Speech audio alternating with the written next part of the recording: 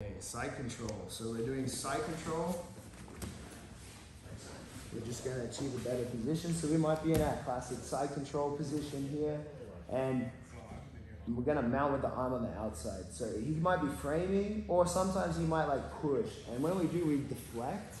I switch my base so that now this one's up here. It gives me balance here, and I have balance backwards still.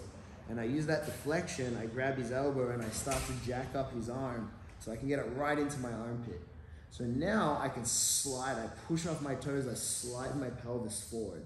So it gets right into his armpit. So now when I go knee over knee and turn the corner, my chest basically, or my hips basically smash the arm into his face. So now his arm is caught on the outside.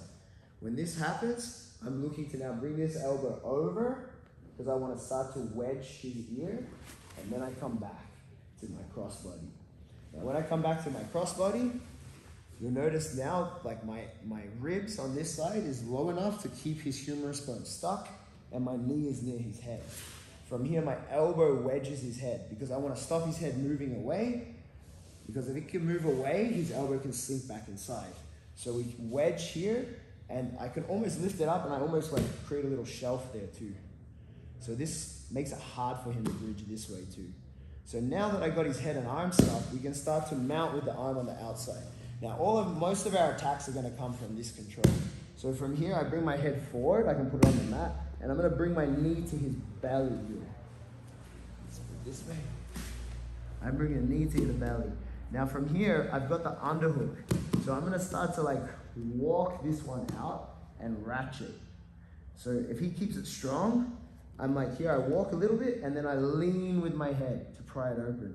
And then I keep this lean until I feel him relax a little bit again, and then I walk it a bit further, and I ratchet. Now when I go to mount, I can bring my knee up towards his chest and slide my leg over if you got shorter legs, right? Or if your legs are longer, once you get to here, you can kick yourself in the butt. So now I can slide my knee to the floor. So now even if he tries to catch my legs, it's kind of hard. And then I slap my foot to the ground and then bring it in and up. And now we're mounted, and he wasn't able to catch your leg on either side. So this would be an important understanding of when you're mounting someone, is you always want to make sure he can't use his knees and elbows together on each side. If he can use his knees and elbows together, he can start to either catch your backside as you mount, or as you come over this way with his knee and elbows together, he's going to catch the side you're mounting to. So we're always trying to, in some way, affect this relationship so that on either side we can start to hide our feet and not allow him to elbow escape as we mount. That would be that one, mounting with the arm on the outside. Now there's like, I'll show you two variations here, because like one is the Pedro Sauer curriculum and one is the one that Phil kind of showed here. It's like mounting over the arm. So mounting over the arm, this like Phil version is like this. It's kind of, I'm in this position, I put my knee on the belly, and now he touches my knee. From here, I basically like trap his arm. I now like sit, and now I like step over and I hook it in. And now I drive my leg to the floor and I mount over his arm, right? So even though he was blocking me with the arm, it's like now he's mounted and like his arm is stuck. When I want to keep his arm stuck, I want to drive my knee down towards his hand. So that now, it's like for him to come out the back door is really hard. If I'm over here, and he starts like bridging heavy to this side, and this elbow gets heavy, I might lose him completely, right? So when we mount over, and I want to avoid that, it's like here. Or anytime you're on the mount and he goes under your leg, I send it back. I like send it back, and if I can, it's like I hook right in. So now it's like he's not going to use that arm. Right, and if he does this in the mount, you can take his neck. So that would be mounting over the arm. So I'll just show you that one just for now, that's fine. Then we have our attacks. So the three attacks that you have is Americana, Kimura, and the straight far side straight arm lock. So from here, you have the arm in, I move to here. The first one, I start walking this way, and then from here, you can have this one in front a little bit here. Now, if he tries to now move this in front of your face as you're walking out, you can bring your hand in, almost like you got like a bunny ear, or like you have your hand on your head. I capture, and I'm thinking about like driving my weight on his wrist. From here, when I do Americana, I want to like grab right between his hand and his wrist, and I go palm to palm.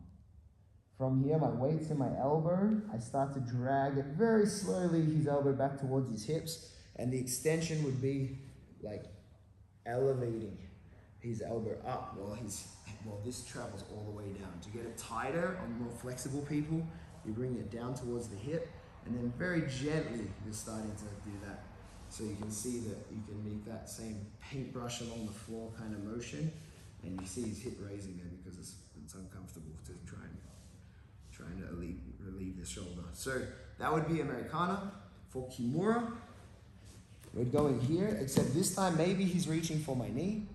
So yes, and his arm's pointing down. So as I point it out, I can now come forward, I switch with my elbow, and then I bring this one inside, and then my goal is to like bring it to the mat.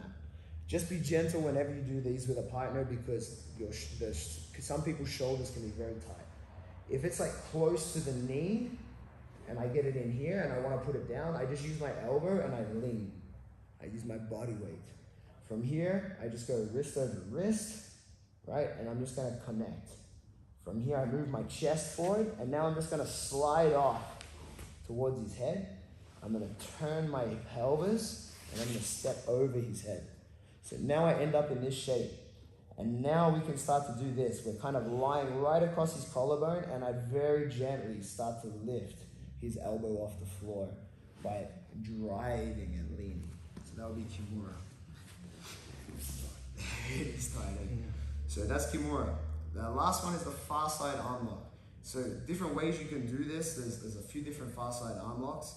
The one that you can show for your test.